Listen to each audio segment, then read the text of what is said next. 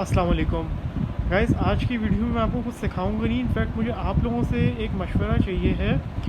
ये मेरे पास एक ये ब्लैकबेरी का बोल्ड 4 है, जिसको बोल्ड 9900 भी कहते हैं। इसमें एक प्रॉब्लम ये आ गई है कि ये ऑन नहीं हो रहा। जब मैं इसमें बैटरी डाल रहा हूँ तो ये कुछ इस तरह से रेड लाइट दिखा रहा है। ये देखें, अब रेड लाइट दिखाती, रेड लाइट बंद होगी और दोबारा से रेड लाइट आ जाएगी। हालांकि इसकी मैंने बैटरी भी चेंज की, जब मैं चार्जिंग पे लगा दूँ तब भी ऐसे करता है।